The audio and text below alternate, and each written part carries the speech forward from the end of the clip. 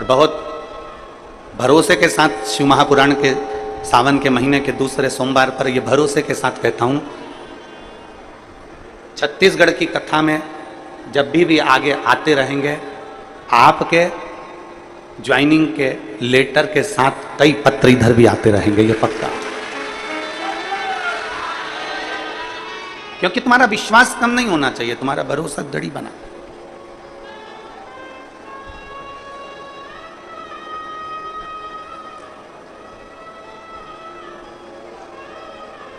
एक अच्छी लगन, एक अच्छी मेहनत व्यक्ति को मंजिल तक पहुंचा देती है। कल एक व्यक्ति कह रहा था, गुरुजी जब कोई मरता है ना तो अर्थी लेकर जाते हैं, मतलब हम मुर्दे को उसकी मंजिल तक पहुंचाते हैं। जब कोई मरता है तो हम अर्थी लेकर जाते हैं तो मुर्दे को उसकी मंजिल तक पहुंचाते हैं। हमने उस बेटे से कहा नहीं, आप मुर्दे को मंजिल तक नहीं पहुंचाते, मुर्दा आपको मंजिल दिखाकर आता है कि यहाँ लास्ट का स्टेज है या आखिरी मंजिल। आप मुर्दे को मंजिल तक नहीं ले जा रहे, मुर्दा आपको मंजिल दिखा रहा है कि अंतिम बिंदु यहां है, आखिरी यहां पर है। बार बार व्यक्ति हार रहा है, बार बार हार रहा है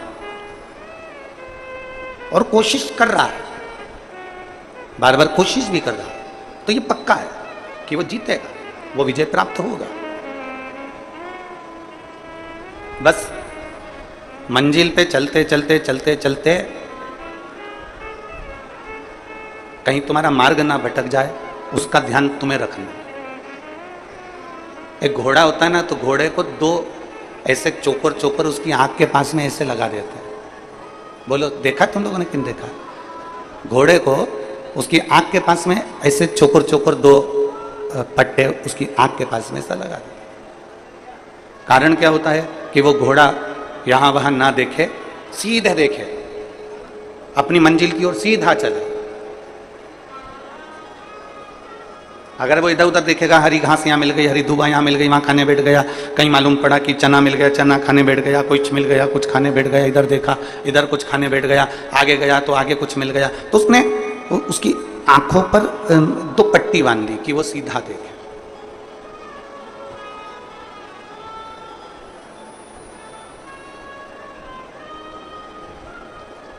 ये शिव महापुराण की कथा जो है ना, ये भी पट्टी का काम करती है। ये शिव महापुराण की कथा भी पट्टी का काम करती है।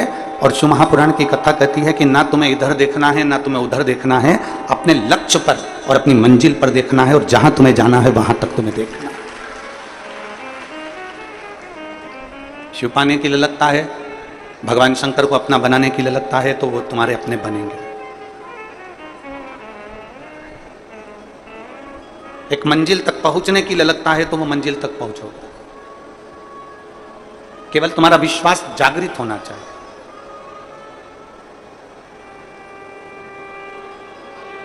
और जिस दिन तुम्हारा विश्वास केंद्रित हो गया, जागृत हो गया, तो फिर ये पक्का है कि तुम्हें कोई नहीं रोक सकता तुम्हारी मंजिल तक जाने से, तुम्हें कोई नहीं रोकेगा। और मैंने तेरे ही भरोसे बाबा, तेरे ही भरोसे हवा बिच उड़ती जावांगी बाबा, डोर हटो छड़िया मैं कटी जावांगी, भोले मैं तेरी शंभू मैं तेरी हवा बिच उड़ती जावांगी बाबा, डोर हटो छड़िया मैं कटी जावांगी, भोले मैं तेरी पतंग। शिवपुराण लिखी गई कागज के ऊपर, गीता लिखी गई कागज के ऊपर, रामचरितमानस लिखी गई कागज के ऊपर, श्रीमद् भागवत लिखी गई कागज के ऊपर। क्यों लिखी गई?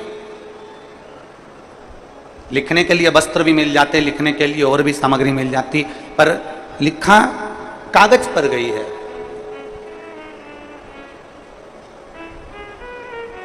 क्यों लिखी गई? अखबार भी तो कागज का ही होता है। अरे बोलो तो जम के होता है। न्यूज भी तो अखबार पर लिखी जाती है। बहुत सारे ऑफिस में कार्य होते हैं वो भी कागज पर लिखे जाते हैं, वो भी कागज के ऊपर ही अंकित होते हैं। बहुत सारी बातें होती हैं जो कागज पर लिखी जाती है, पत्र भी कागज पर लिखा जाता है, ऑफिस का वर्क भी सारा कागज पर होता है, होमवर्क भी कागज पर होता है, किताबें भी कागज पर होती हैं, और अखबार की जो न्यूज़ की कथाएं हैं, कहानियां हैं, काव्य है, सब अखबार पर लिखे जाते हैं। न्यूज़ भी अखबार पर लिखी जाती है, मैगजीन भी अखबार पर कागज पर लिखी जाती है, और पुराण, शास्त्र, गीता, रामायण, ये सब कागज पर लिखे जाते हैं। तो उस कागज में और उस कागज में अंतर क्या?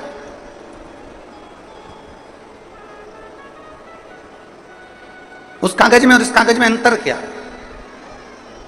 सबसे बड़ा अंतर है कागज का, कागज एक ही है। अखबार छपने वाला कागज भी एक है, मैगजीन लिखने वाला कागज भी एक है, और किताबें बनने वाला कागज भी एक है, ऑफिस में काम होने वाला कागज भी एक है, और पत्र लिखने वाला कागज भी एक है, और पुराण लिखने वाला कागज भी एक है। केवल अंतर इतना है कि बाकी के जिन चीजों पर लिखा गया वो संसार की चीजें लिखी गई, और पुराण में जो लिखा गया वो परमात्मा की चीजें लिखी गई, और जो परमात्मा की एक बार बात लिखा जाती है वो फिर कहीं फेंकी नहीं जाती, उसको संजोकर पूजन के लिए, आराधना के लिए, साधना के लिए रखा जाता है। शिव महापुराण की कथा कहती है जैसे कागज एक है, बस अंकित क्या हो रहा है वो देखा जाता है, उसी तरह संसार में सब एक जैसे पैदा हुए हो। संसार में माता के गर्भ से जब जन्मे थे तुम्हें नहीं मालूम था कि तुम ब्राह्मण हो कि क्षत्रिय हो कि वैश्य हो कि शूद्र हो। माता के गर्भ से जब जन्मे थे तो तुम्हें नहीं मालूम था कि तुम्हारा शरीर पूरा है कि आधा है। माता के गर्भ से जब जन्मे थे तुम्हें नहीं मालूम था कि तुम गरीब हो कि अमीर हो। माता के गर्भ से जब जन्मे थे तुम्हें नहीं मालूम था कि तुम देख पाओगे कि नहीं पाओगे, सुन पाओगे कि नहीं पाओगे, चल पाओगे कि नहीं चल पाओगे, तुम्हें कुछ नहीं मालूम था। भगवान जब जन्म देता है एक जैसा देता है, कागज एक जैसा रहता है, बस हमें ये अपने ऊपर निर्भर करना पड़ता है कि हमें बड़े होते होते हमें अपने दिल पर क्या अंकित करना है। हमें संसार की वस्तुओं को अंकित करना है कि परमात्मा की वस्तु को अंकित करना है। हमें किस मंजिल की ओर जाना है, हमें नीचे की ओर जाना है कि आगे की ओर जाना है, हमें किस दुकान पर जाकर बैठना है, हमें किस गुमठी पर जाकर बैठना है, हमें किसकी संगत में बैठना है। हम कहीं खाने पीने वालों की संगत में तो नहीं बैठ गए, हम कहीं मदरा पीने वालों की संगत में तो नहीं बैठ गए, हम कहीं किसी जुआरी की संगत में तो नहीं बैठ गए। यह हमारे ऊपर निर्भर करता है कि हमारी संगत कैसी है। अंकित हमें करना है। जब भगवान ने पैदा करा तब ये नहीं बताया कि तू ब्राह्मण है कि क्षत्रिय है कि वैश्य है कि शूद्र है। भगवान ने जब पैदा करा तो ये नहीं बताया कि तेरा शरीर कैसा है। परमात्मा ने तो ये देखा कि तेरा कर्म कैसा है, उस कर्म के हिसाब से तुझे जन्म दे दिया और जन्म देकर तुझे संसार में भेज दिया।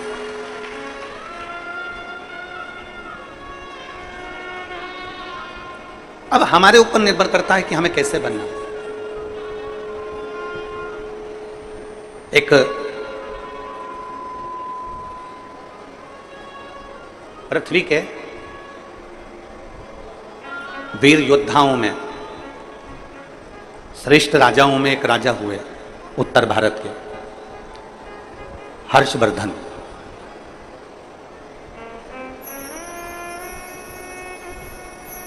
उत्तर भारत के जिन्होंने कन्नौज को अपना राज्य बनाया और उत्तर भारत और पूरे भारत में उनका साम्राज्य रहा, हर्षवर्धन। बड़े वीर राजा थे, बड़े श्रेष्ठ।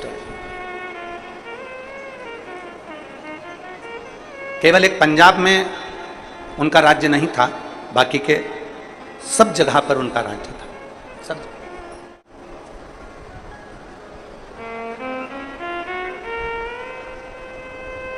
एक बार हर्षवर्धन राजा जी से पूछा गया कि आपने प्रत्येक भारत के एक एक राज्य को अपना बना लिया, पंजाब को आपने अपना नहीं बनाया, उसका कारण क्या था? हर्षवर्धन राजा ने जो कहा वो बड़ा श्रेष्ठ कर कहा। हर्षवर्धन राजा ने कहा कि पंजाब की धरा पर गुरु नानक देव जी प्रगटे और गुरु नानक देव जी ने अपनी वाणी में, अपने लेख में, अपनी गुरुवाणी में एक एक बंदे को, बंदा मतलब एक एक व्यक्ति, ईश्वर से जोड़ने का प्रयास किया। और जब वो ईश्वर से जुड़ चुके हैं तो फिर मुझे अपने राज्य का फैलाना करने की जरूरत नहीं है।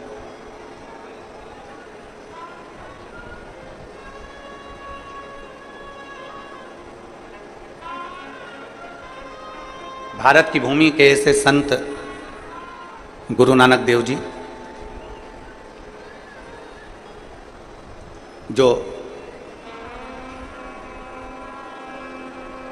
महाराष्ट्र की पवित्र भूमि पर जाते हैं, नागेश्वर में पहुंचते हैं और औंडा नागनाथ के मंदिर के बाहर बैठ जाते हैं और अपने साथ में बैठे हुए संतों से कहते हैं कि पुकारो नामदेव जी, अगर तुम्हें मंदिर के लोगों ने पीछे पटक दिया है तो भगवान शंकर को पुकारो, भगवान शिव के प्रति अगर आपकी भक्ति दृढ़ होगी तो यह मंदिर का दरवाजा भी पलट जाए।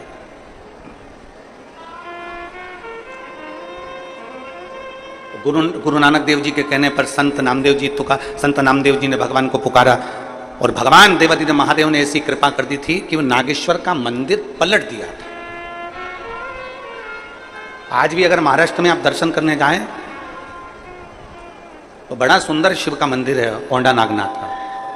आप लोगों में से कोई गए दर्शन करने के लिए? कोई गए हो तो हाथ उठाओ जरा। गए और बहुत अच्छी बात है। कभी अगर मौका मिले महाराष्ट्र में तो औंडा नागनाथ जी का मंदिर बड़ा सुंदर।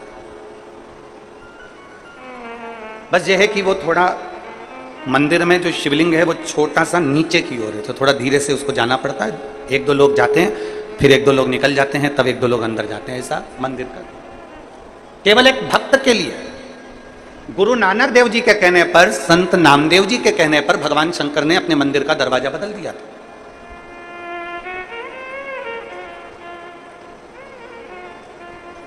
मंदिर का द्वार चेंज कर दिया। तो राजा हर्षवर्धन जी से कहा गया कि आप राज्य करते हो, आप निवास करते हो। राजा हर्षवर्धन केवल अगर भजता था तो शिव को भजता था, उसके सिवा भजता ही नहीं। उसकी चित्तवृत्ति में शंकर के सिवा कोई आता ही नहीं।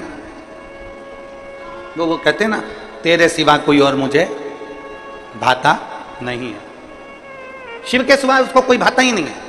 राजा हर्षवर्धन शंकर की भक्ति में ऐसे रम गए कि सुबह से शाम तक अपना राज्य संभालना और शंकर की भक्ति धारण करना। ओम नमः शिवाय, श्री शिवाय नमस्तुभ्यं, स्मरण करते रहना, स्मरण करते। हमने इस पवित्र शिव महापुराण की कथा में सावन के महीने में आप और हमने सबने सुना। दूसरे दिन की कथा में कहा था कि सावन का महीना चल रहा है। अपने घर में अगर कोई भी आए या आप किसी से मिलें तो हमने दूसरे दिन की कथा में आप और हमने सुना था कि प्रयास करो। सावन के महीना चल रहा है, सावन का पवित्र महीना चल रहा है, श्रावण का पवित्र महीना हमारे बीच में है। 72 साल के बाद ऐसा सावन आया है जो सोमवार से सोमवार तक चलेगा। ऐसे सावन के महीने में या तो तुम्हारे घर में जो आए तो उससे शिव की बात करो, शंकर की बात करो, शिव महापुराण की बात करो, शंकर की कथा की बात करो, शिव तत्व की बात करो, पशुपति व्रत की बात करो, शंकर की लीला की बात करो। और अगर शिव की बात नहीं कर सकते तो इस सावन के महीने में शिव से बात करो। बस इतना अपने अंदर धारण करो। या तो शिव की बात करो या जम के बोलो जरा, शिव से बात। दो ऑप्शन हैं बस, इसमें से एक पकड़ लो। या तो हमें शिव की बात करना है और हम शिव की बात नहीं कर सकते तो शिव से बात करो।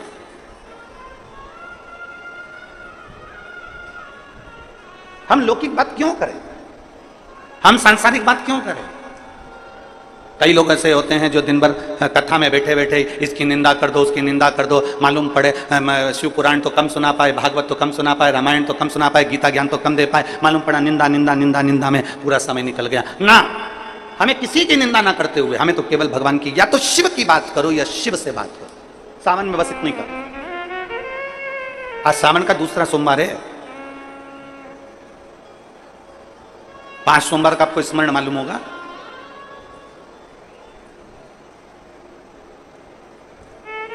सावन के कई बार 4 सोमवार पड़ जाते हैं, कई बार 5 सोमवार पड़ जाते हैं। 5 सोमवार का आप लोगों ने तो सुन रखा होगा ना, 5 सोमवार की महिमा क्या है। सावन के महीने के 5 सोमवार की महिमा क्या होती है? तो कहा अगर 5 सोमवार सावन के महीने में पड़ जाते हैं तो शिव पंचायत का पूरा पुण्य एक शंकर पर जल चढ़ाने से पूरा फल प्राप्त हो जाता है। शिव पंचायत। श्रावण का पहला सोमवार होता है शिव तत्व का। श्रावण का दूसरा सोमवार होता है देवी तत्व का, माँ दुर्गा, माँ भवानी। आप लोगों ने शिव पंचायत, शिव महापुराण की कथा पहले बाची आप लोगों ने सुनी होगी। उसमें शिव पंचायत का वर्णन करा था। 5 देव,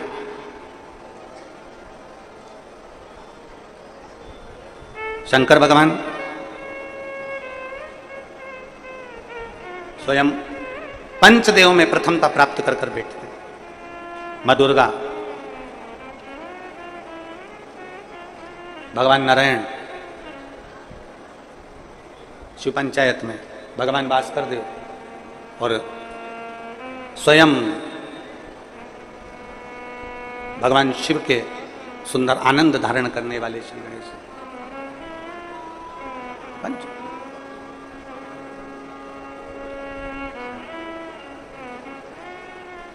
अब प्रथम में शिव, दुर्गा, नारायण, भास्कर देव, गणेश जी, ये सब भगवान शिव की पंचायत के अंतर्गत विराजमान होते हैं और ये पांचों सोमवार का फल हमें प्रदान करते हैं। पांचों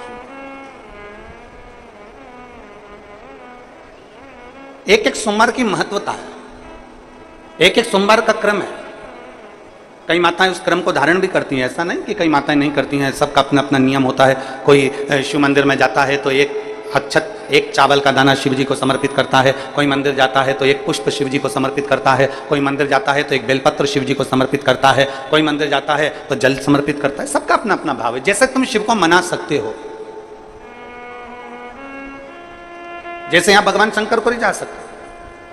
हर्षवर्धन भगवान शिव की भक्ति में रमा रहता था, शंकर के सिवा कोई भाता ही नहीं था उसको। शिव शिव है।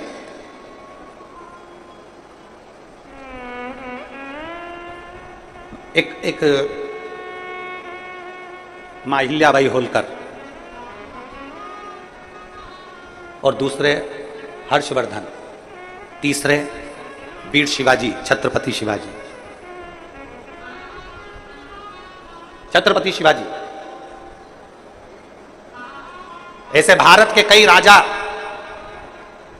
भारत की कई रानी, भारत की भूमि के कई महाराजा, जिन्होंने इस पृथ्वी पर अपना अखंड राज्य करा और संसार को दिया है, वो शंकर को अपना लक्ष्य बनाकर चलते थे। जैसे मां अहिल्याबाई होलकर, मां अहिल्याबाई होलकर जब भी अपना पत्र लिखती थी, उस पत्र में कभी नहीं लिखती थी कि अहिल्याबाई का आदेश, कभी नहीं लिखा कि मां अहिल्या का या राजमाता अहिल्या का आदेश।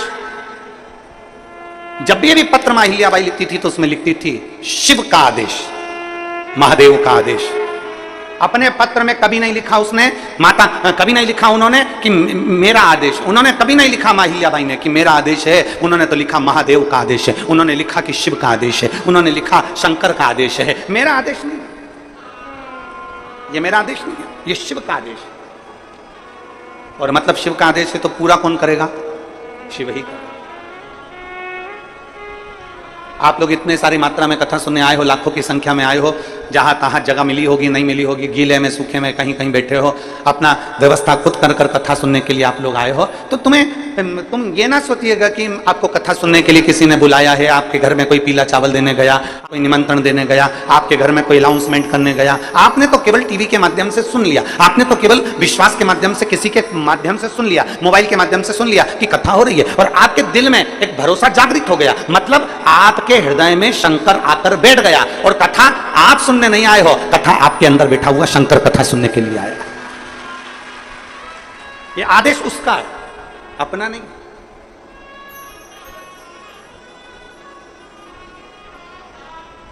और शंभु शरणे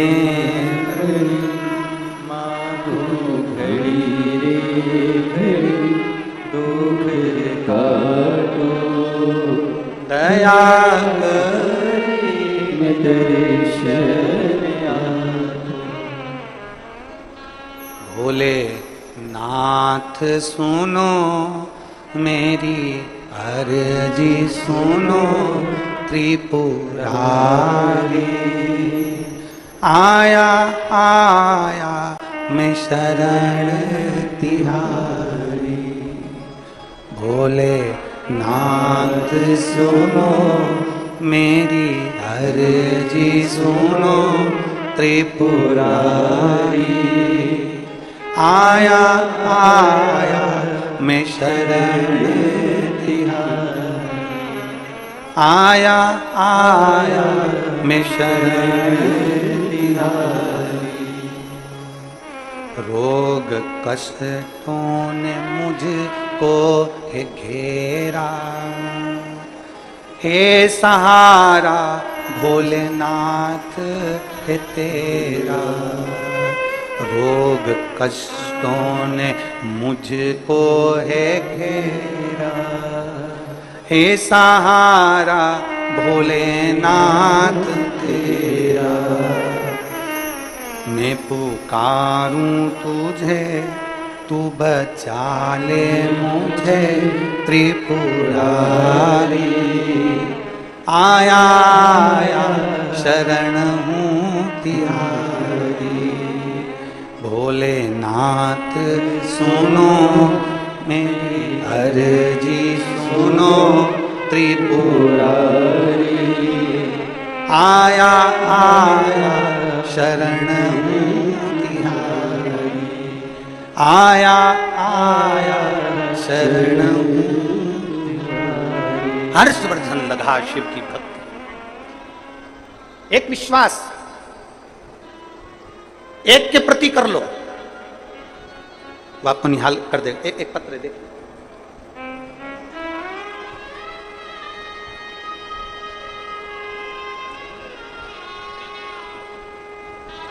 मैं नीलम सिंह पति पुष्पराज सिंह जाम्बुल जाम्बुल, पता रीवा पपरा से हूं।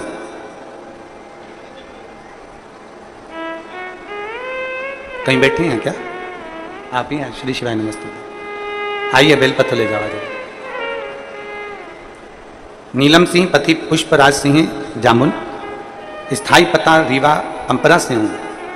मेरे पुत्र अर्नव की तबीयत 19 दिसंबर 2022 को अचानक खराब हो गई। डॉक्टरों की जांच कराने पर पता पड़ा कि उसको ब्लड कैंसर की बीमारी बताई। जब ब्लड कैंसर की बीमारी उसके साथ में बताई, साथ में एक बीमारी और बता दी जिसका नाम था CSF, एक LL ब्लड कैंसर और दूसरा CSF। दूसरी बीमारी भी बता दी। एक तो बेटा 8 साल के बाद हुआ था गुरुजी, बच्चा एक तो 8 साल के बाद हुआ, और 8 साल के बाद बच्चा होने के बाद उसके साथ में इतनी सारी बीमारी हो गई कि दिल दुख गया, पूरा परिवार दुखी हो गया, सब रोने लगे गुरुदेव। तब मेरी दीदी कथा सुनती हैं और उन्होंने कथा सुनते सुनते हमको कहा कि कोई टेंशन मत ले, बता दी बीमारी कोई बात नहीं, प्रदोष का व्रत कर, सियोर वाला महाराज कथा कहता है उसको सुनना प्रारंभ कर, और शिव जी के मंदिर में 1 लोटा जल चढ़ा और उस जल को लाकर तेरे बेटे को पिलाना प्रारंभ कर। कहा डॉक्टर के हिसाब से तो मेरा बेटा बचने का नहीं है, डॉक्टर ने कह दिया कि मुश्किल है, और तू कह रही है कि अब कथा में मन लगाऊं तो ऐसी बीमारी होने के बाद कौन मां का दिल कथा में लगता है, तू तो लग। गुरुदेव पिताजी को सीहोर भेजा रुद्राक्ष लेकर आने के लिए, और पिताजी सीहोर गए। पिताजी सीहोर जाकर रुद्राक्ष लेने भेजा, और रोज कलश में रुद्राक्ष डालकर वो जल शिव जी को चढ़ाते। और फिर मेरी जीजी ने कहा कि अप्रैल के महीने में 2023 में भिलाई में कथा हो रही है, तू वहीं पर है, अपने बेटे को लेकर पंडाल में बैठकर कथा सुन। बीमारी हुई थी 2022 में 19 दिसंबर को। अप्रैल के महीने तक भी मेरा बेटा ठीक नहीं हुआ था। 2023 की मैंने कथा सुनी इसी जगह पर जहां आप कथा बाच रहा, और 2023 की जब कथा सुनी पंडाल में बैठकर, पंडाल में जैसे आज बैठी हूं वैसे अपने बच्चे को लेकर बैठी, और रोज बाबा को प्रणाम करती, वहां की मिट्टी उसके शरीर पर लगाकर बाबा से कहती, बाबा आपकी कथा सुनी है, मेरे बेटे को ठीक कर देना। मेरे घर से पैदल चलकर कथा के पंडाल में पहुंचूंगी अगर मेरा बेटा ठीक हो जाएगा। बाबा ने ऐसी कृपा करी। आज 2024 चल रहा है, डॉक्टर ने तो थोड़ा सा समय दिया था, पर मेरा बेटा एकदम स्वस्थ हो गया, इसलिए मैं पैदल चलकर यहां कथा के पंडाल में आया। यहां पैदल चलकर कथा के पंडाल में पहुंची हूं। अब मेरा बेटा पूर्ण तरह से स्वस्थ है। डॉक्टर ने कह दिया अब तुम्हारे बेटे को कोई खतरा नहीं, और इसका कैंसर का रोग भी समाप्ति पर है। यह शिव तत्व है, ये ओघड़ी। आप किसका भरोसा कर रहे हैं? आप किस विश्वास की ओर जा रहे हैं? पहले तो आप ये पक्का कर लो कि आप संसार वालों पर भरोसा नहीं कर रहे हो, आप शिव पर भरोसा कर रहे हो। आप सीहोर वाले महाराज पर भरोसा नहीं कर रहे हो, आप शंकर पर भरोसा कर रहे हो। सीहोर वाले महाराज का तो क्या है, मनुष्य देह है, मानव का शरीर है, मानव के शरीर पर कोई भरोसा नहीं किया जा सकता।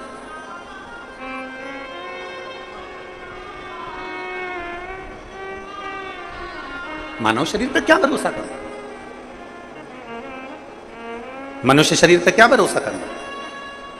किसी इंसान पर भरोसा मत करो। फिर निवेदन है कि इंसान पर भरोसा करोगे तो टूट जाएगा, ईश्वर पर भरोसा करोगे तो कभी जिंदगी में नहीं टूटेगा। उस ईश्वर पर भरोसा, उस भगवान पर भरोसा करो। हम इंसान पर क्यों भरोसा करते हैं? क्यों, किस लिए?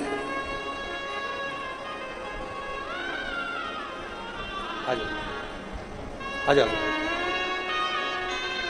आप ईश्वर पर भरोसा करिए, इंसान पर भरोसा करने की जरूरत है।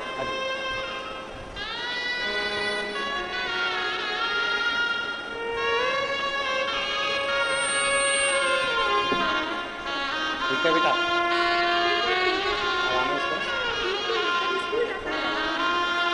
बोल रही हैं बिल्कुल ठीक हो गया, स्कूल जाने लगा, शिव की कृपा है इससे।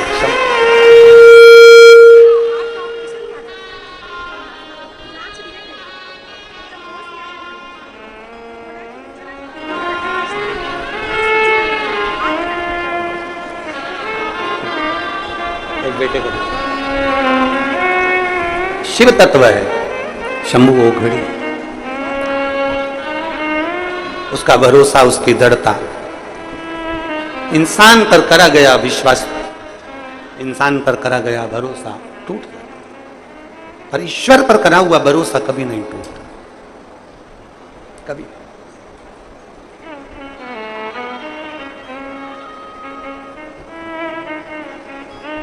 एक देवादिदेव महादेव का चरित्र कहता है कि अहिल्याबाई होलकर जब युद्ध लड़ने के लिए चारों तरफ से सेनाएं तैयार होकर घेर लेती थीं, तब अहिल्याबाई होलकर अपने हाथ में, आपने अहिल्याबाई माता का फोटो देखा होगा, मूर्ति देखी, उनके हाथ में शिवलिंग रखा रहता था। वो युद्ध के मैदान में भी अपना शिवलिंग लेकर जाती थी। वो घर से निकलती तो अपने शंकर के शिवलिंग को साथ लेकर जाती थी। हम आपसे नहीं कहेंगे कि आप अपना शिवलिंग साथ लेकर जाओ, हम इतना जरूर कहेंगे कि आप शिवलिंग साथ लेकर मत जाओ, पर शंकर को जल चढ़ाकर वो जल जब पियोगे वो तुम्हारे पेट में 24 घंटा रहता है, वो तुम्हारे साथ शिव के रूप में जाए। हम आपसे ये नहीं कहेंगे कि आप शिवलिंग लेकर साथ चलो। आपके गले में जो रुद्राक्ष की माला पड़ी है, आपके गले में जो रुद्राक्ष पड़ा हुआ है, वो रुद्राक्ष आपके गले में शंकर का एक तत्व है, शिव तत्व है।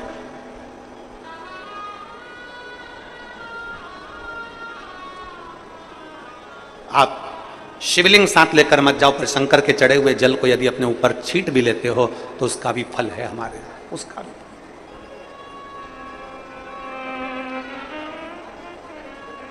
एक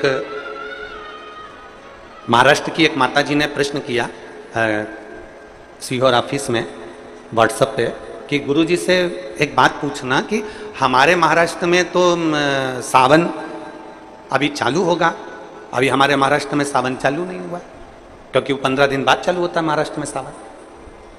अब हमारे महाराष्ट्र में सावन जब 15 दिन बाद चालू होगा तो हम शिवरात्रि की पूजन कैसे करेंगे? फिर हम शिवरात्रि कैसे करेंगे? तो हमारा निवेदन है संपूर्ण मराठियों से, संपूर्ण महाराष्ट्र में निवास करने वालों से, और जिन जिन के अभी सावन अभी चालू नहीं हुआ उनसे भी निवेदन है, अगर 2 अगस्त को पूजन कर भी लोगे ना तो कुछ घटेगा क्या? अरे बोलो तो जम के, नहीं घटेगा ना। वो तो शिव की आराधना है, शंकर की पूजन है। आप तो ये मानकर चलो ना कि हम शिव को भज रहे हैं, और शंकर को भजने के लिए कोई मुहूर्त, कोई समय, कोई दिन, कोई पल, कोई घड़ी नहीं। शंकर को पाने के लिए तो बस तुम दिल से जिस दिन पुकारोगे शंकर तुम्हारे सामने हो। शिव को दिल से पुकार लो, वो तुम्हारे सम्मुख में होगा।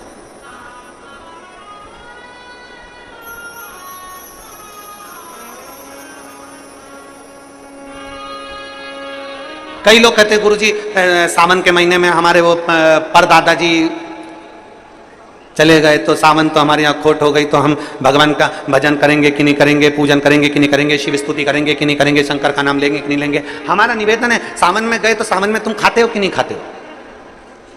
सावन में गए तो तुम कपड़े पहनते हो कि नहीं पहनते हो? सावन में गए तो तुम सावन के महीने में कहीं होटल में या कहीं कहीं जाते हो कि नहीं जाते हो? सावन के महीने में तुम घूमने जाते हो कि नहीं जाते? सावन के महीने में तुम मेहमानों के यहाँ घर पर जाते हो कि नहीं जाते हो? सावन के महीने में तुम सारी दुनिया का काम करते हो, बस केवल भगवान से तुम्हारा बेर हो जाता कि वो चले गए तुम हमें भगवान शंकर के पूजन करूं कि नहीं करूं, मंदिर जाऊं कि नहीं, भगवान भजन करूं करूं। और कितने साल हो गए कि हमारे दादाजी को गए हुए 12 साल हो गए, 15 साल हो गए, 20 साल हो गए, पर हमने भगवान का मंदिर छोड़ दिया। हमने खाना नहीं छोड़ा, हमने पीना नहीं छोड़ा, हमने घूमना नहीं छोड़ा, हमने कपड़े पहनना नहीं छोड़ा, बस मंदिर छोड़ा। ए भाई, दुनिया के कई लोग कहते हैं धर्म करते कर्म फूटे। कई लोग कहते हैं, हंसी मजाक में कह देते हैं, यज्ञ कर रहे थे हाथ जल गया, मंदिर गए थे ठोकर खा के नीचे गिर गए, मंदिर की सीढ़ी पे पांव फिसल गया नीचे गिर गए। तो दुनिया के लोग क्या कहते थे? धर्म करते कर्म फूटे। केदारनाथ जी दर्शन करने गए थे, कहीं कुछ हो गया, मालूम पड़े कहीं गए थे कुछ हो गया। तो क्या लोग लिखते हैं? धर्म करते कर्म फूटे। अरे भाई, धर्म करते कर्म नहीं फूटता कभी भी। याद रखना, जब एक व्यक्ति मटका लेने के लिए जाता है, मटके को जब लेने के लिए जाता है तो उस मटके को बजा बजा कर देखता है, बजा बजा कर देखता है। क्यों देखता है? क्योंकि अगर ये मटका फूटा होगा तो अभी के अभी फूट जाएगा, इसलिए इसको बजा कर देखा जाता है। और अच्छा होगा तो मैं इसको लेकर चले जाऊंगा। जब धर्म करते हो, पुण्य करते हो, सत्कर्म करते हो, भजन करते हो, शिव मंदिर जाते हो, अनुष्ठान करते हो, भगवान का नाम लेते हो, और तुम्हारे ऊपर अगर थोड़ा बहुत दुख आ जाता है तो समझ लेना मेरा बाबा तुम्हें बजा कर देख रहा है, कहीं ये फूटा तो नहीं है। धर्म करते कर्म नहीं फूटता कभी भी। भगवान तुम्हारे पूर्व के बेकार कर्म को फोड़ता है, धर्म करते। थोड़ी समस्या आ गई, थोड़ी प्रॉब्लम आ गई, थोड़ी परेशानी आ गई, थोड़ा कष्ट आ गया, किसी ने कुछ कह दिया, किसी ने कुछ बोल दिया, समझ लेना कि धर्म करते कर्म नहीं फूट रहा है। धर्म करते हैं तो हमारे पूर्व का कर्म जो हमारे ऊपर हावी रहता है, भगवान उसको तोड़ता है, उसको काटता है, इसलिए थोड़ा कष्ट आ जाता है। एक पत्र है,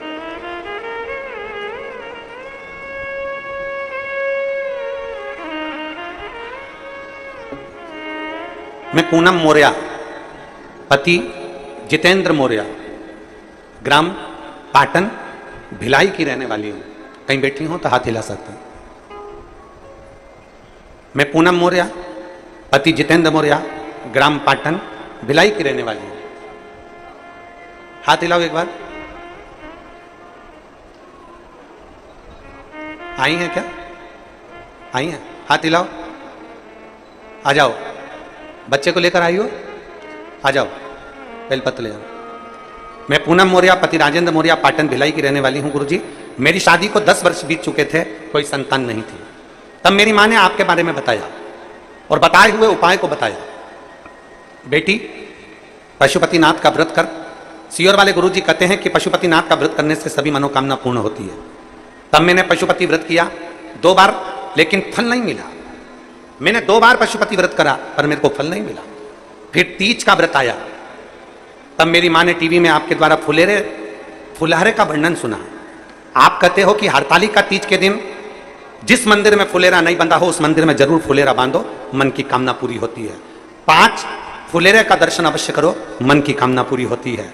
मैंने 5 फुलेरे का भी दर्शन करा, एक मंदिर में फुलेरा भी बांधा।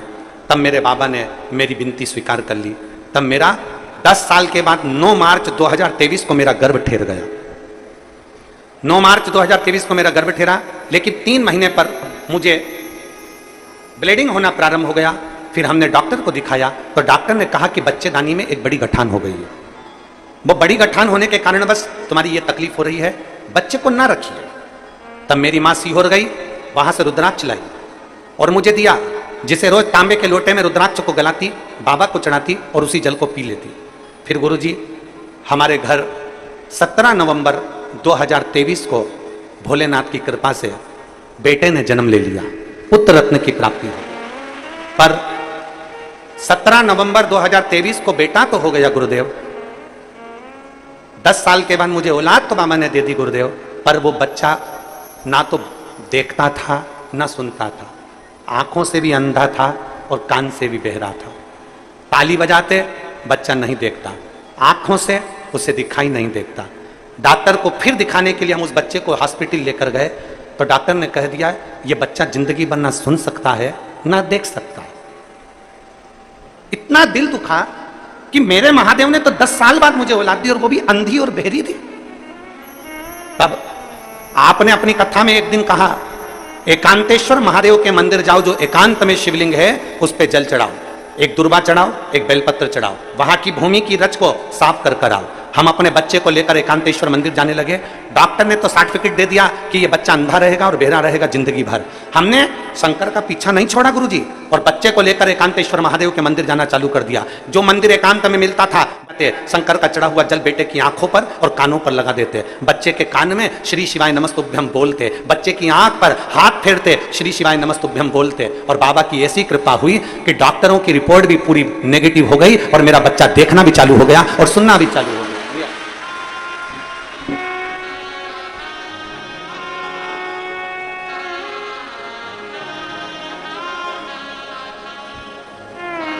शंभु शरणे पड़ी मांगो घड़ी रे घड़ी, दुख काटो दया करी दर्शन आपो। शंभु शरणे पड़ी मांगो घड़ी रे घड़ी, दुख काटो दया करी दर्शन आपो। दर्शन आपो। अब देखता भी है, सुनता भी है। और दीदी कह रही हैं, डॉक्टर ने तो कह दिया था कि ये कभी देखेगा नहीं और सुनेगा नहीं। जब हम उसी डॉक्टर के पास लेकर गए तो डॉक्टर भी आश्चर्य में है कि ये देखना और सुनना कैसे चालू कर दिया। शिव तत्व है,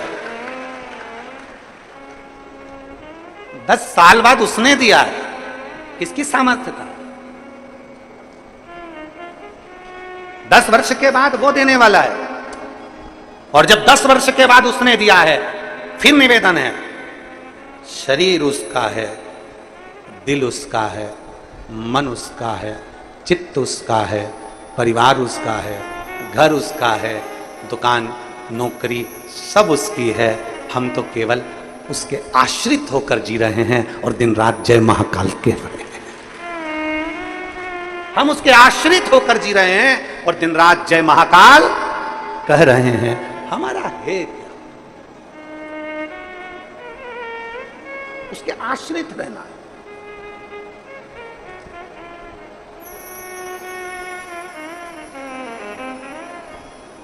और भोलेनाथ दया करना, मैं तेरे भरोसे हूँ। मेरे बाबा दया करना, मैं तेरे भरोसे हूँ। ना घर के भरोसे हूँ, ना परिवार के भरोसे हूँ। ना घर के भरोसे हूँ, ना परिवार के भरोसे हूँ। मेरे बाबा दया करना, मैं तेरे भरोसे हूँ। भोले बाबा दया करना, मैं तेरे भरोसे हूँ। हम क्यों ना उसके आश्रित हो? हमारी सबसे बड़ी गलती होती है कि हम इंसान पर भरोसा करते हैं। अरे वो गुरुजी बहुत अच्छे हैं, अरे वो गुरुजी बहुत अच्छे हैं, नारियल देंगे काम हो जाएगा, भभूति देंगे काम हो जाएगा, बेल देंगे काम हो जाएगा, दाना देंगे काम हो जाएगा, सिर पे हाथ रख देंगे काम हो जाएगा। ना ना ना, हम गलती करते हैं कि इंसान पर भरोसा करते हैं। हमने सबसे बड़ी गलती आज तक करी है, पूरी जिंदगी में यही गलती करते हैं। कभी इस पे भरोसा कर लेते हैं, कभी उस पे भरोसा कर लेते हैं, कभी उस पे भरोसा कर लेते हैं। हम शिव पर भरोसा क्यों नहीं करते? हम ईश्वर पर भरोसा क्यों नहीं करते?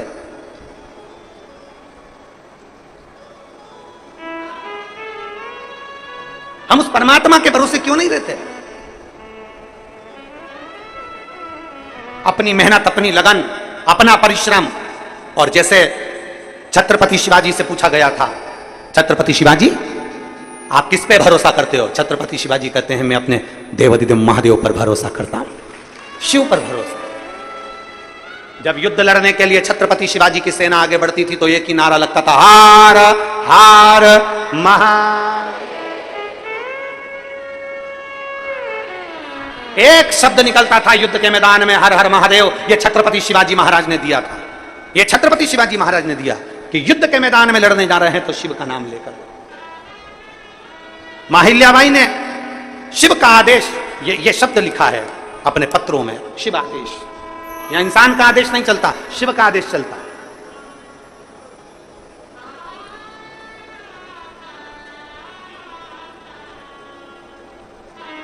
हम इंसान को भगवान बनाने का प्रयास करते हैं, हम भगवान को भगवान नहीं बनने देते। हम भगवान को तो बहुत नीचे लाकर छोड़ देते हैं और इंसान को भगवान बना देते हैं। अरे उनके अंदर ये वो चंदन लगा लिए, वो उनने बाल बढ़ा लिया, उन्हें दाढ़ी बढ़ा ली, उनने ये कर लिया, उनने वो फैशन कर लिया, उनने वो फैशन कर लिया, उनने इतनी कंठी पहन ली, उनने इतनी माला पहन ली और हमने उनको भगवान बना दिया। ना ना ना, इंसान को भगवान मत बनाइए, इंसान को इंसान रहने दो और भोलेनाथ को भोलेनाथ रहने दो, भगवान को भगवान रहने दो। हम क्यों भटक रहे हैं?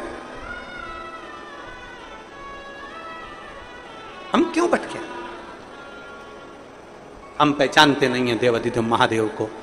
जिस दिन दुनिया की ठोकर खा लो उस दिन शंकर की शरण जरूर चले जाना। एक बार शिव के पास जरूर जाकर बैठना कि शिव है क्या। एक बार शंकर के पास जाकर बैठना कि शिव तत्व है क्या। हर्षवर्धन शिव की भक्ति में डूबा करते थे, एक क्षण भी शिव बिना नहीं रहते थे। युद्ध भी कर रहे हैं, लड़ भी रहे हैं, सब कुछ कर्म करना पड़ेगा, कर्म तो करो। बीमारी आई है ना तो दवाई तो खाना पड़ेगी। इसमें दुनिया का कोई महाराज ठीक नहीं कर सकता, दवाई खाना पड़ेगी। और शंकर पर चढ़ा हुआ जल पी रहे हो, शंकर पर भरोसा कर रहे हो और शिव नाम पर भरोसा कर रहे हो तो वो दवाई असर करेगी, और असर करेगी तो तुम उस बीमारी से जरूर छूट जाओगे, उस बीमारी से दूर हो जाओगे।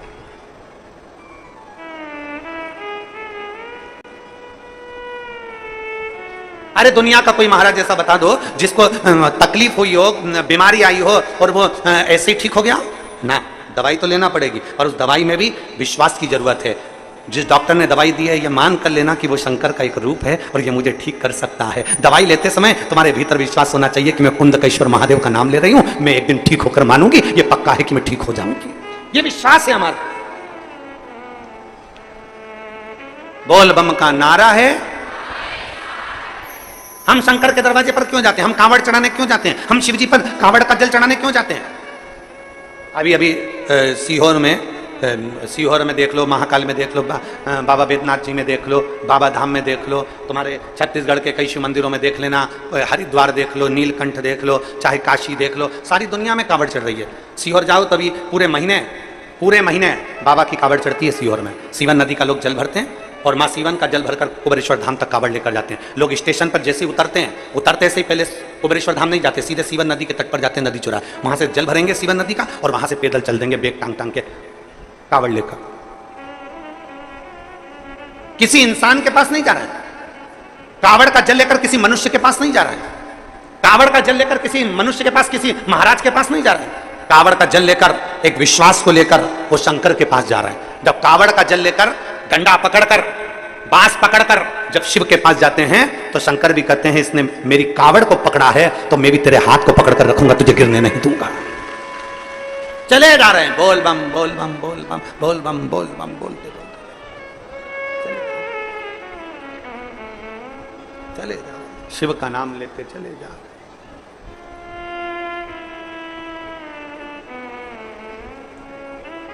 और शंभु शरणे मांगो घड़ी रे घड़ी दुख काटो दया करी दर्शन। चले जा रहे हैं भगवान का नाम लेते लेते सीहोर की पवित्र धरा पर, कुबेरेश्वर बाबा की भूमि पर चले जा रहे, चले।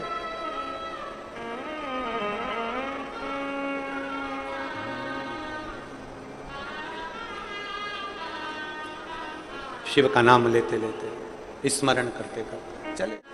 देवाधिदेव महादेव का चरित्र कह रहा। हर्षवर्धन राजा शिव उपासना में लीन रहता। एक दरवाजा जब पकड़ लिया तो 10 दरवाजे जाने की जरूरत नहीं। क्यों जाए?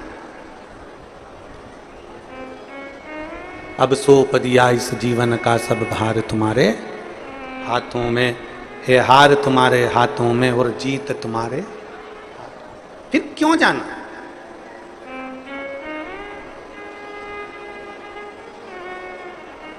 क्यों भटके हम?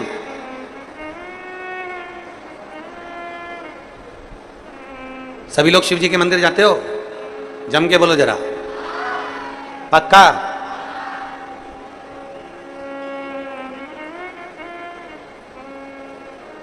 अब तुम भोलेनाथ जी तक पहुंचे हो, शंकर जी के मंदिर तक पहुंचे हो,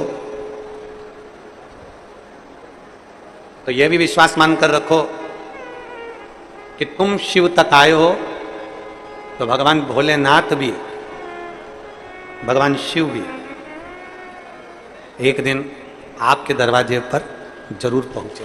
ये निश्चित है।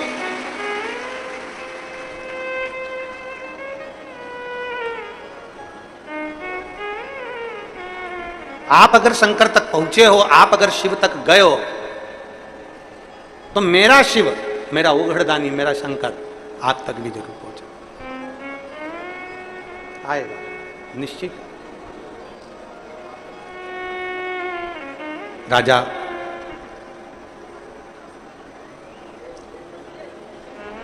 हर्षवर्धन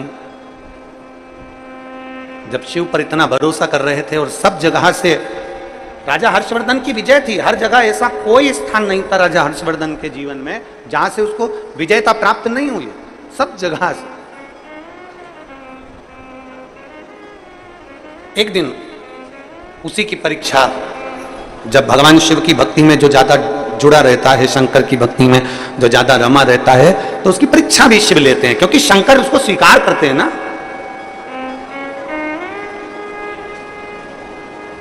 सोने को जितना तपाया जाए, सोने को जितना तपाया जाए, आखिरी में उसमें निखार आ ही जाता है, जितना तपा।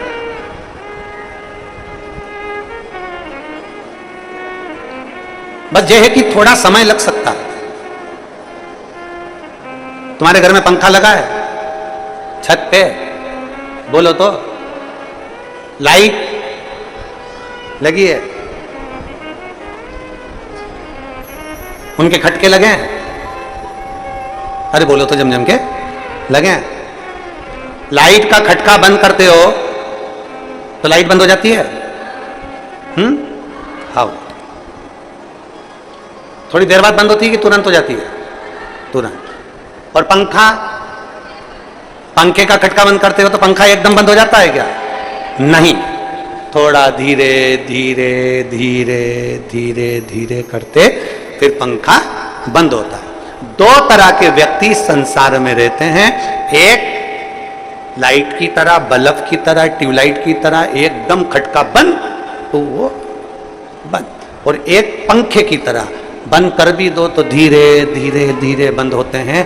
दो तरह के लोग संसार में होते हैं, दो तरह के लोग शिव कथा में पहुंचते हैं। ये बल्ब का असर है। दो तरह के लोग कथा में पहुंचते हैं, एक बल्ब की तरह, ट्यूबलाइट की तरह, एकदम कथा सुनी और खटका दबा, खटका दबते से ही वो शंकर का हो गया और शंकर उसके हो गए, एकदम खटका दबा और शिव का हो गया। लाइट की तरह खटका बंद बंद, एकदम शिव का हो गया। और दूसरा व्यक्ति ऐसा होता है, उसको कितना ही समझा लो, शंकर के मंदिर जा, मंदिर जा, मंदिर जा, जाएगा धीरे धीरे, एक बार, दो बार, तीन बार, चार बार ऐसा घूमेगा, मतलब धीरे धीरे, वो बड़ी मुश्किल से धीरे धीरे पंखा बंद होता है, मतलब धीरे धीरे मंदिर जाना चालू कर। कोई कोई लाइट की तरह है, कोई कोई पंखे की तरह, खटके सबके हैं। कोई जल्दी जाता है शिव की ओर, कोई लेट जाता है। पर शिव पुराण कहती है,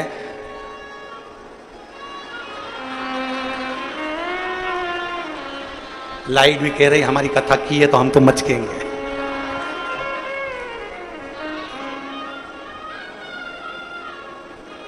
काय दया सिंह जी,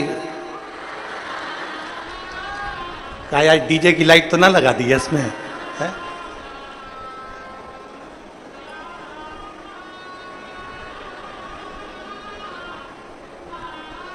शिव कृपा है, बहुत बहुत आनंद है। हर हर।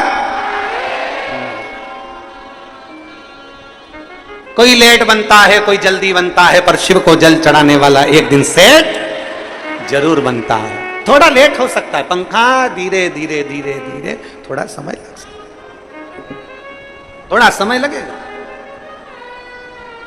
पर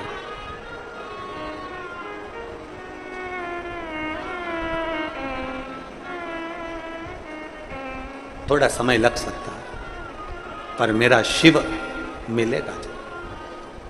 परीक्षा लेता है मेरा उघड़दानी। राजा हर्षवर्धन की परीक्षा ले ली मेरे शंकर ने। राजा हर्षवर्धन,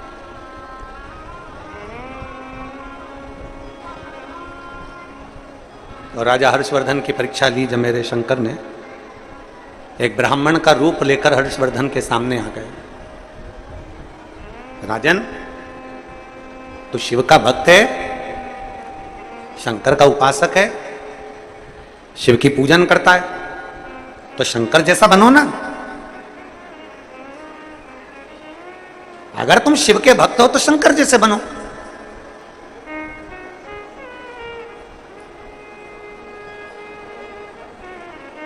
संसार के लोगों की कथा में और शिव महापुराण में बस यही अंतर है। शिव महापुराण की कथा कहती है हमें भगवान के जैसा नहीं बनना है, हमें भगवान के जैसा नहीं बनना है, हमें भगवान नहीं बनना है। एलईडी बंद हो गई है क्या? एलईडी बंद हुई है क्या? आवाज एलईडी बंद हुई है, आ रही होगी अभी। ये लाइट मचकी थी ना, ऐसी ऐसी हुई थी, उसी में गई है। अभी थोड़ी देर में आएगी। कल एलईडी की भी कथा लेके आएंगे अपन, प्रयास करेंगे तो चालू हो जाए।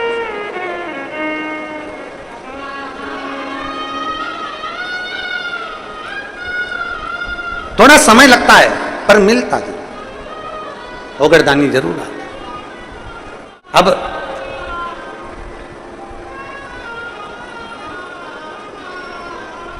शिव कथा कह रही है, परीक्षा लेने के लिए मेरे देवादिदेव महादेव आ गए, मेरे शंकर, मेरे ओघड़दानी आ गए, एक ब्राह्मण का रूप रखकर। बहुत परीक्षा लेता है शिव, बहुत।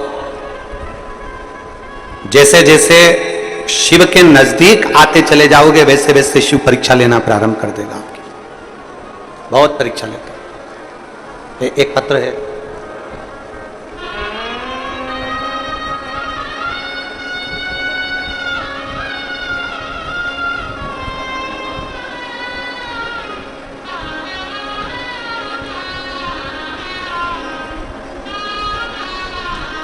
वंदना मोहाड़, पति दशरथ मोहाड़, पता कुर्सी पार, वार्ड 50, भिलाई। मोबाइल नंबर मेरा ये है, कहीं बैठी हो तो हाथ हिलाइएगा। वंदना मोहाड़, Dashrath Mohad, Kursipar, ward number 50, Bhilai. Mobile number ये है। कहीं बैठी हैं?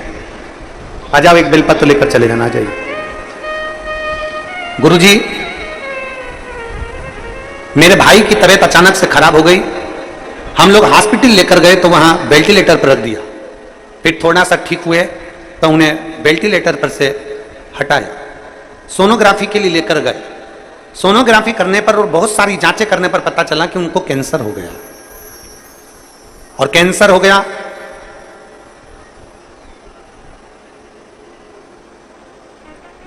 हमें विश्वास ही नहीं हुआ कि अच्छे खासे शरीर ठीक था, सब बढ़िया था, फिर ये कैंसर कैसे हो गया। हम दूसरे हॉस्पिटल में लेकर गए, वहां पर भी सोनोग्राफी करवाई, जांचें करवाई तो मालूम पड़ा कि उनकी रिपोर्ट में कैंसर आया। हम लोग बहुत घबरा गए। डॉक्टर ने कहा कि इनको जो कैंसर हुआ है वो कैंसर ऐसा हुआ है कि पूरे शरीर में फैल चुका। ये केवल 2 या 3 महीने के मेहमान हैं, ये 2-3 महीने से ज्यादा नहीं जिएंगे, 2-3 महीने से ज्यादा नहीं जिएंगे, डॉक्टर ने कह दिया। हम लोग सुनकर घबरा गए, अब करें तो करें क्या। तब मेरी सहेली ने कहा कि तुम एक काम करो, उनके घर के लोगों को बोलो कि वो पशुपतिनाथ का व्रत करें, शिव जी के मंदिर में चढ़ा हुआ पिलाएं। सीहोर जाकर एक रुद्राक्ष लेकर आते हैं और सीहोर जाकर रुद्राक्ष मंगवाओ, उस रुद्राक्ष को तांबे के कलश में गलाकर शिव को चढ़ाकर उसको पिलाना चालू करो। हम जनवरी के महीने में सीहोर गए, वहां से रुद्राक्ष लाए, एक कंकर उठाकर ले आए, जिसकी पूजन करने लगे। तांबे के कलश में उसको गलाते, शिव जी को चढ़ाते, शंकर पे चढ़ा हुआ जल हमारे भाई को देते, एक बेलपत्री शिव जी की चढ़ी हुई उनको लाकर देते। दवाइयां भी चलती रही और जल भी चलता रहा। बाबा की ऐसी कृपा हुई गुरुदेव, आज मेरे भाई की डॉक्टरों ने जो कह दिया था कि 2 से 3 महीने के मेहमान हैं, आज मेरा भाई अच्छे हैं और उनकी सारी दवाइयां बंद हो गई और उनका कैंसर ठीक हुआ। मैं बाबा को यहां धन्यवाद देने के लिए, मैं शिव को धन्यवाद देने के लिए। वंदना मोहाड़, पति Dashrath Mohad, Tulsipar, ward number 50, Bhilai, mobile number ये। मैं शिव को प्रणाम करने के लिए, शिव को नमन करने के लिए। एक भरोसा, एक विश्वास, एक दृढ़ता जब हमारे भीतर जागृत होती है, ये जितने रोग हैं, ये बीमारी हैं, जितना दुख है, जितना तकलीफ है, इसमें जब हमारे भीतर विश्वास जागृत हो जाता है तो रोग अपने आप धीरे धीरे कटने लगता है। रोग धीरे धीरे कटने लगता है। जब हमारा विश्वास जागृत होगा तो रोग अपने आप कटेगा।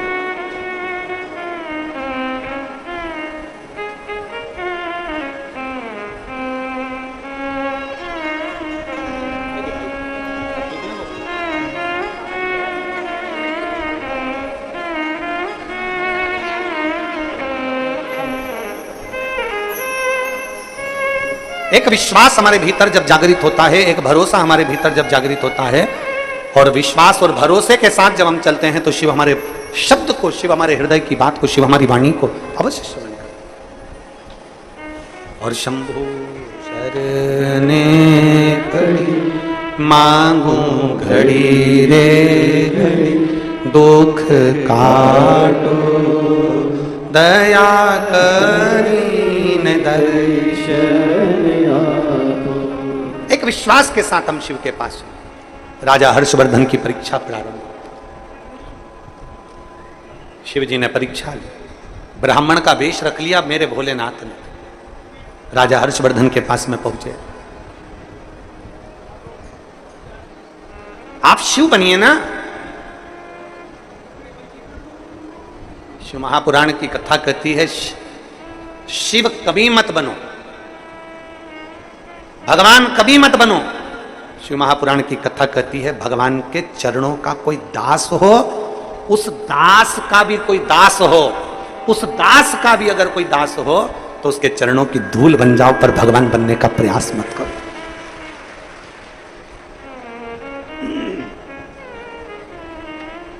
दास के दास बन जाओ।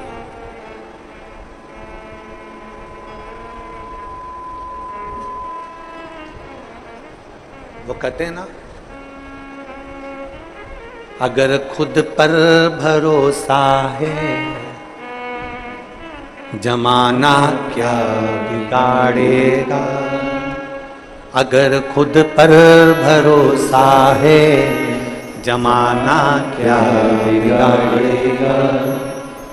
हो सिर पर हाथ भोले का, हो सिर पर हाथ भोले का, फिर अंगत सगाड़ेगा। हो सिर पर हाथ भोले का, फिर भोले संभालेगा। अगर खुद पर भरोसा है जमाना क्या बिगाड़ेगा। अगर खुद लंका जलाएंगे तो पीछे बात करते हैं। अगर लंका जलाएंगे तो पीछे बात करते हैं। कर्म से कद बड़ा इतना जमाना छोड़ न पाएगा। अगर खुद पर भरोसा है जमाना क्या बिगाड़ेगा। अगर खुद पर भरोसा है जमाना क्या बिगाड़ेगा। अगर खुद पर भरोसा है जमाना क्या बिगाड़ेगा। हो सिर पर हाथ भोले का तो भोले ही सवारेगा। वो सिर पर हाथ घोड़ेगा तो घोड़े ही सवारेगा। हम उसके आश्रित हो गए। राजा हर्षवर्धन ने ये विचार कर लिया, राजा हर्षवर्धन ने विचार करा, सामने ब्राह्मण आया और ब्राह्मण ने कहा आप शिव क्यों नहीं बनते, आप शंकर क्यों नहीं बनते। राजा हर्षवर्धन ने कितनी सुंदर बात कही। राजा हर्षवर्धन कहते हैं मैं शंकर कभी नहीं बन सकता, मैं शिव कभी नहीं बन सकता, मेरी सामर्थ्यता नहीं कि मैं शंकर बन जाऊं, ये मेरी सामर्थ्यता नहीं है कि मैं शिव बन जाऊं। कितने सारे लोग देखो, किसी के शरीर में देवी आ सकती है, हम मानते हैं, किसी के शरीर में देवता आ सकते हैं, हम मानते हैं, पर किसी के शरीर में शंकर जी आ जाए हम बिल्कुल नहीं मानते।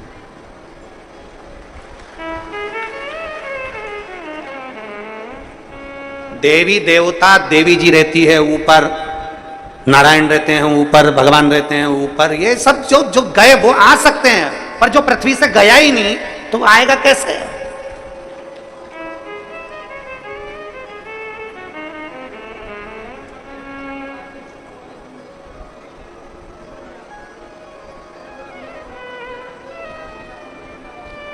वो कहते हैं ना, ये एक पति की पत्नी मर गई, 22 साल हो गए उसको मरे हुए। कितने साल? 22। और पति जब भी वोट डालने जाता था तो बड़ा खुश होकर जाता था, क्योंकि पत्नी को मरे 22 साल हो गए थे, पर एक दिन जिंदा थी वोट डालने के दिन। वो वोट डालने के लिए जाता था, तो वोट डालने के लिए अपने जब काउंटर पर जाता था तो उनसे पूछता था क्यों तुम्हारी काकी आई थी वोट डालने, के नाम बोलो, के कमला, उम्र बोलो, ये हाँ अभी 20 मिनट पहले तो वोट डाल के गई। अब वो चिंता में पड़ जाता था कि 22 साल पहले मैंने जिसका अंतिम संस्कार कर दिया वो आज तक वोट डालने आ रही है, आज तक आ रही, पर आमना सामना नहीं हुआ कि वो जिंदा है कि चली। आज तक समझ में नहीं आया कि वो कहां गई। उसका कारण केवल इतना सा है कि गलत फायदा उठाने वाले, गलत तरह से वोट डलवाने वाले, गलत फायदा उठाने वाले उसको आज तक जीवित कर कर रखे हैं। और ऐसी कई चीजें हैं संसार में जो गलत फायदा उठाने वाले उसको आज तक उसको रखने का प्रयास करते हैं। कोई कहता है हमको ये हो गया, कोई कहता है हमको वो हो गया, कोई ने कह दिया ये हो गया, कोई ने कह दिया वो हो गया। सारे देवता तुम्हारे शरीर में आ सकते हैं, हम मान लेंगे, पर शंकर भगवान तुम्हारे शरीर में आ गया ये हम कभी नहीं मानेंगे, कभी नहीं मान सकते।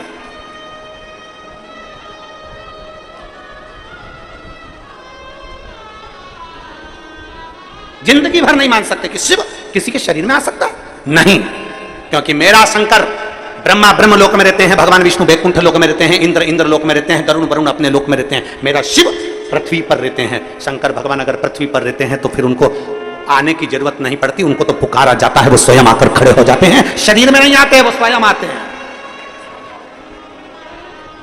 देवराज की कथा कथी है,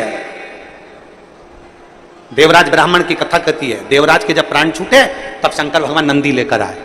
सुनी कि नहीं सुनी कथा? अरे बोलो तो जम के, सुनी ना? शिव नंदी लेकर आए। तो देवराज ने पूछा अगर कोई भगवान नारायण का भक्त मरता है तो उसके लिए पार्षद आते हैं, वैकुंठ से विमान आता है।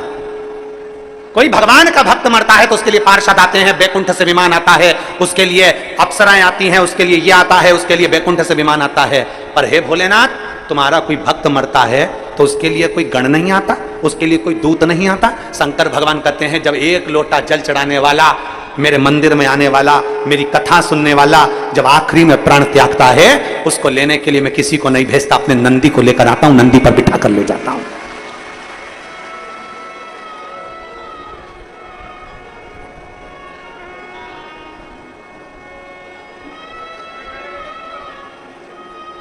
ये हमारे ऊपर निर्भर करता है कि हम क्या। तीन महिलाएं बात कर रही थी। एक महिला बोली कि मेरा पति बड़ा भुलक्कड़ हो गया, दूसरी ने कहा तेरे पति से ज्यादा मेरा पति भुलक्कड़ हो गया, तीसरी बोली तुमसे ज्यादा मेरा पति भुलक्कड़ हो गया, इतना भूलता मैं तो परेशान हो गई। पहली ने कहा मेरा पति इतना भुलक्कड़ हो गया कि कल कथा में गया था, चप्पल भूल आया। दूसरी बोली मेरा पति इतना भुलक्कड़ हो गया, इधर से मैं भुट्टा खरीद रही थी मक्का, इधर से वो भी भुट्टा खरीद रहे थे, इधर से वो भी खरीद रहा है, उधर से वो भी खरीद रहा है। मेरा पति इतना भुलक्कड़ हो गया, मैं पूछूं मती कि वो मेरे पास में खड़े होकर भुट्टा खरीद रहे थे और मैं उसके पास में खड़ी थी और मुझसे बोलते हैं कि मैंने आपको कहीं देखा है। इतना भुलक्कड़ हो गया। तीसरी बोली मेरे पति की तो पूछो ही मती। मेरी पति की मत पूछो। मैं भी ब्यूटी पार्लर गई थी, मेरी पड़ोसन भी ब्यूटी पार्लर गई थी। मैंने अपने पति को फोन लगाया था कि मुझे लेने के लिए आ जाओ, वो बाहर गाड़ी लेकर खड़े थे। मैं तो अंदर धागे से ऐसा करवा रही थी, इतने में मेरी पड़ोसन निकल कर गई, उनकी गाड़ी पर बैठ गई, वो उसको ही लेके चले गए। इतने ध्यान, हम सब कुछ मान लेंगे। कोई कहेगा ना कि देवता आए शरीर में, हम मान लेंगे। कोई ना कहा देवी आ गई, हम मान लेंगे। कोई ना कहा ये आ गए, हम मान लेंगे, क्योंकि होता है, कोई कोई हो सकता है आ जाए तो हम मान लेंगे। पर शंकर किसी के शरीर में आ रहा है, हम कभी नहीं मानेंगे। वो तो ना भविष्य थे, कभी मानेंगे।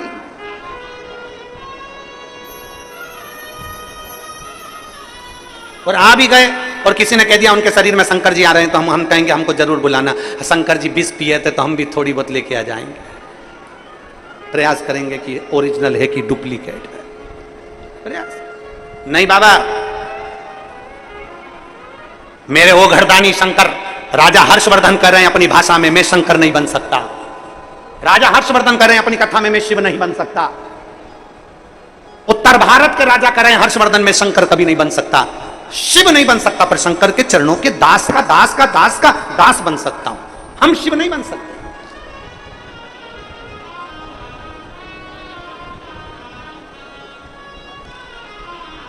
मैं दास बन सकता हूं, पर शिव नहीं।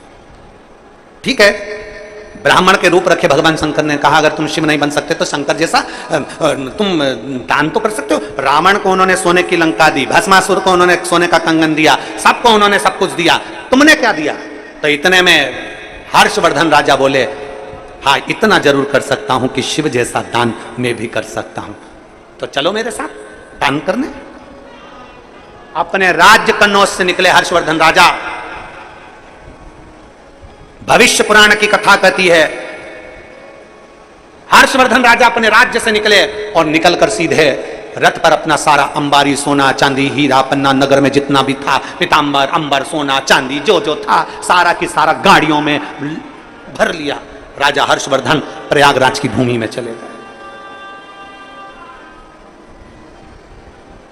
राजा हर्षवर्धन प्रयागराज की भूमि में गए और प्रयागराज की भूमि पर जाकर राजा हर्षवर्धन ने दान करना प्रारंभ करा। सब कुछ दान कर दिया जो था राजा हर्षवर्धन के पास, कुछ नहीं बचा, सब दे दिया। पूरे राज्य का राज्य खाली कर दिया राजा हर्षवर्धन ने। ब्राह्मण खड़ा था, उस ब्राह्मण ने कहा राजन तुमने सब दान कर दिया? हाँ। राजा हर्षवर्धन कहने लगे मैंने सब दान कर दिया। तुम्हारे चेहरे पर प्रसन्नता है राजन, परंतु शंकर भगवान ने तो अपने वस्त्र भी दान कर दिए थे, तुम तो तन पर वस्त्र पहने हो, ये तो दान कर दो। राजा हर्षवर्धन ने अपने तन के वस्त्र दान कर दिए, उतार कर नग्न वेशधारी हो गए। राजा हर्षवर्धन नग्न वेशधारी थे, ब्राह्मण के रूप में शिव देख रहे थे। इतनी देर में राजा हर्षवर्धन की बहन जयश्री आ गई।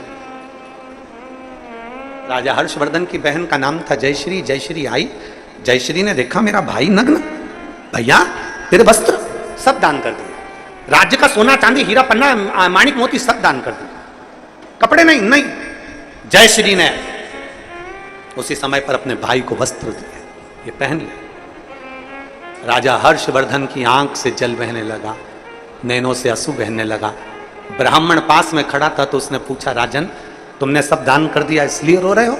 राजा हर्षवर्धन कहते हैं नहीं, मैं शंकर जी को धन्यवाद दे रहा हूं, मेरे शिव को धन्यवाद दे रहा हूं कि जब मैं पैदा हुआ था एक भी कपड़ा साथ नहीं लाया था, पैदा होने के बाद भी उसने कपड़े दिए थे, और आज फिर नंगा हुआ तो कपड़े उसी ने दिए हैं।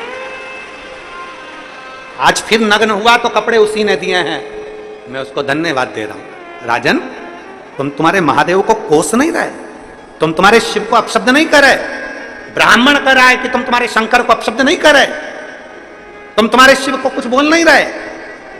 राजा हर्षवर्धन ने कहा ब्राह्मण देवता मेरे शंकर को क्या मैं अपशब्द कहूं, उसने ये जीवन दिया है, इतना विश्वास रखता हूं मैं कि मैंने दान किया है ना, तो मेरा महादेव मुझे कभी खाली नहीं रख सकता, ये भी मैं जानता हूं। मेरा शिव खाली नहीं रख सकता, मेरा शिव मुझे खाली नहीं रखेगा कभी भी। बहन जयश्री ने कहा, भाई तेरे पास कुछ भी नहीं बचा, तेरा राज्य राज्य सब चले गया, तेरा धन दौलत संपदा सब चली गई, अब तू मेरे घर चल।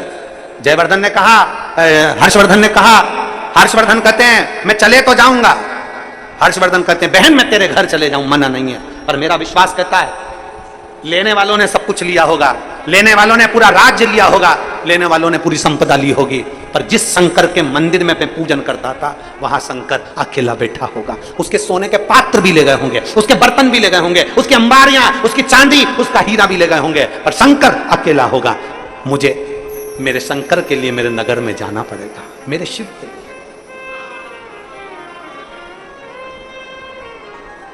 शिव के लिए। कई लोग हमसे कहते हैं महाराज तुम बड़े खुश रहते हो, तुम्हारी प्रसन्नता का कारण क्या है? दुनिया के लोग तुम्हें गाली देते, ताना देते, अपशब्द कहते, दुनिया के लोग ना जाने कितना कितना अपशब्द तुमको बोल देते, तो भी तुम हंसते रहते हो, मुस्कुराते रहते हो, उसका कारण क्या है? उसका केवल एक कारण है कि जो मंदिर बंद पड़े थे, जिन मंदिरों में जाले लगे थे, जिन मंदिर में ताले लगे थे, आज वो मंदिर खुले पड़े हैं, इसकी प्रसन्नता। आज हमें प्रसन्नता इस बात की होती है कि भगवान ने हमारा मनुष्य का शरीर दिया था, मानव की दे दी थी, यह शरीर दिया था और जिस कार्य के लिए दिया था वो कार्य पूरा हो गया। उसके बाद दुनिया इल्जाम लगाए, ताने दे, गाली दे, अपशब्द कहे, चाहे दुनिया के लोग कितना भी आड़ा टेढ़ा करे, पर प्रसन्नता मन से इस बात की है कि मंदिरों में ताले लगे थे, जिन मंदिरों में जाले लगे थे, जहां लोग केवल सावन महीने में जाते थे, शिवरात्रि पर जाते थे, शंकर के मंदिरों में स्वान बैठे रहते थे, कुत्ते बैठे रहते थे, वो मंदिर खाली पड़े रहते थे। कोई उस मंदिर में पूजन करने नहीं जाता था, क्योंकि उसमें भेंट नहीं आती थी, उसमें दक्षिणा नहीं आती थी, उसमें दान नहीं आता था, उस मंदिर में कुछ नहीं आता था, क्योंकि मंदिर खाली रहते थे। केवल सावन, केवल शिवरात्रि, जो मंदिर खाली पड़े रहते थे, सारे मंदिरों में लोग पूजन करने वाले मिलते थे, पर शंकर के मंदिर को कोई लेना नहीं चाहता था, शंकर के मंदिर की कोई सेवा करना नहीं चाहता था। अब उस मंदिर में भक्त का जाना चालू हो गया, तो शिव मंदिर के ताले दरवाजे खुल गए, उसकी प्रसन्नता है।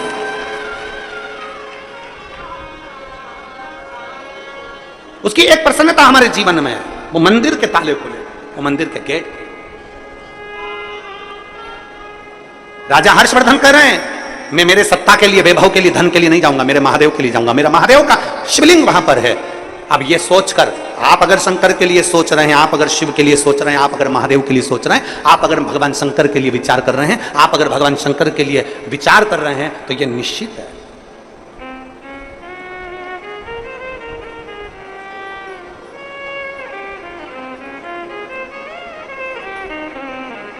ये निश्चित है।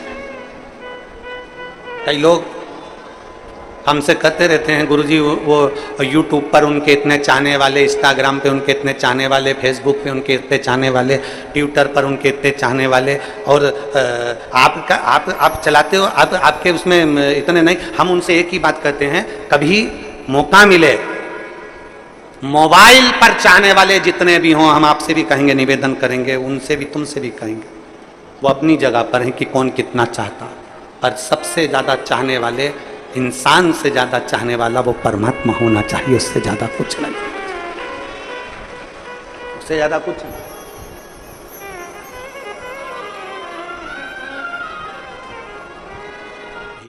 आस तुम्हारी है, विश्वास तुम्हारा है शिव, है शंकर, भोले बाबा सुन भी लो, ये मेरी कहानी है, बड़ी दूर किनारा है, कश्ती भी पुरानी है, मेरे बाबा सुन भी लो, ये एक विश्वास शिव के प्रति जागृत करिए। हर्षवर्धन ने अपने धन के लिए नहीं, शंकर के लिए अपने नगर में गया। बहन कह रही तू मेरे नगर में चल, नहीं मैं शिव के लिए जाऊंगा,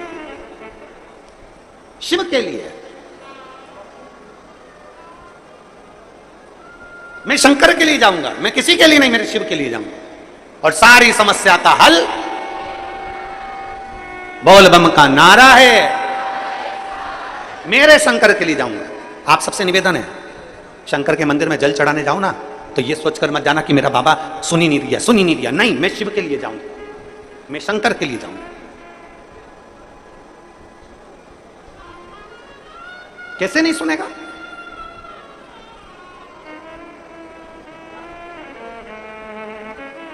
एक पत्र है।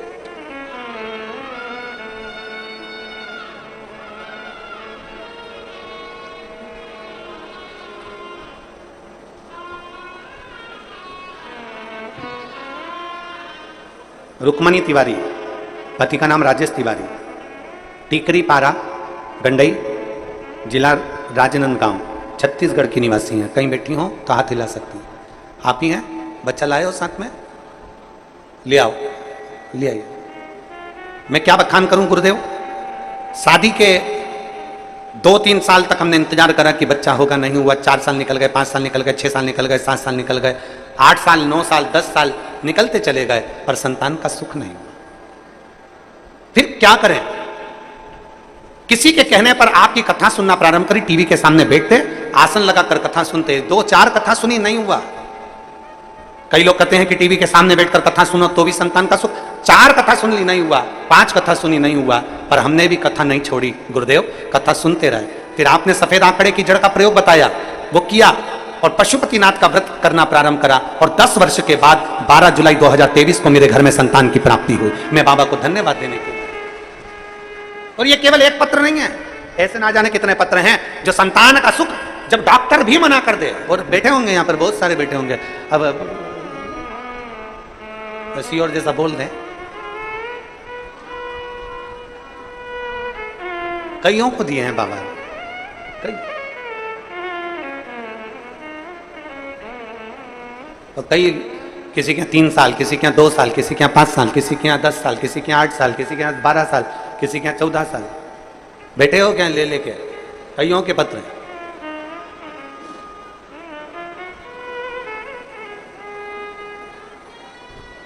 शिव कृपा से।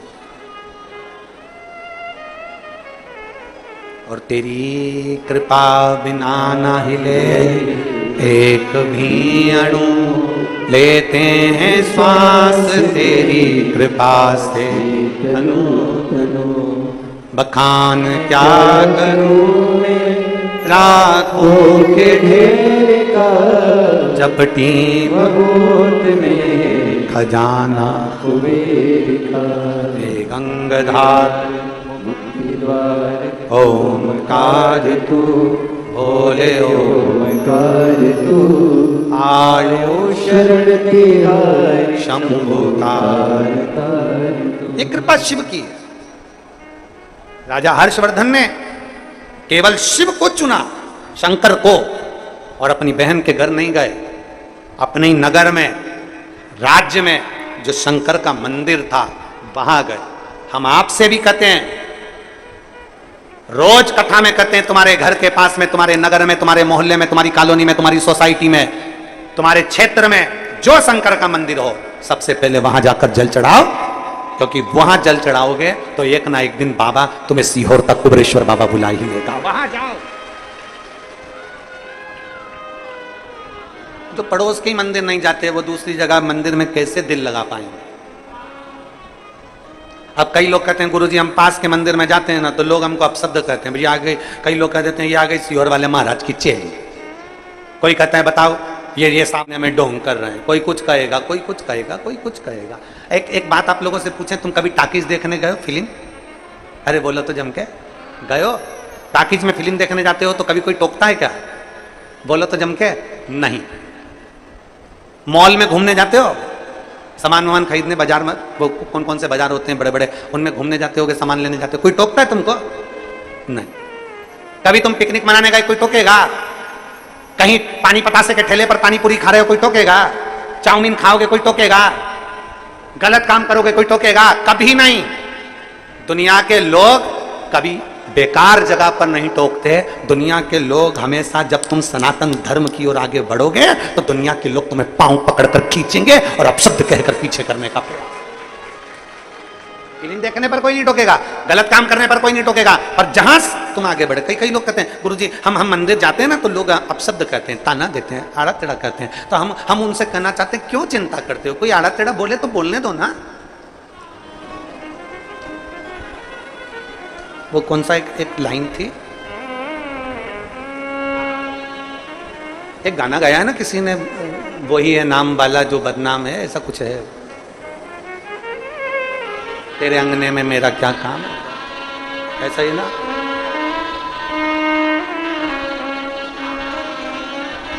वो है नाम वाला, ऐसे ही है क्या? वो है नाम वाला, वो ही तो बदनाम है। अब वही बात है ना।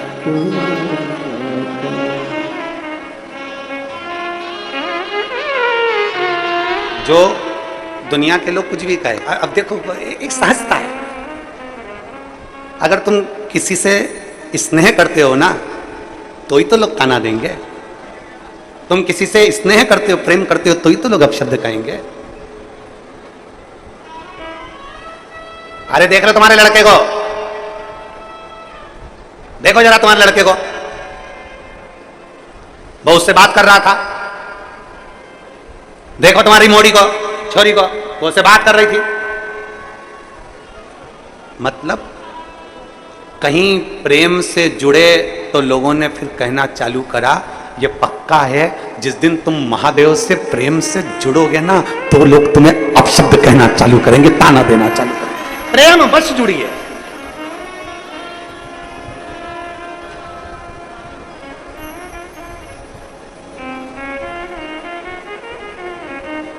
अरे जो है नाम वाला वही तो बदनाम है।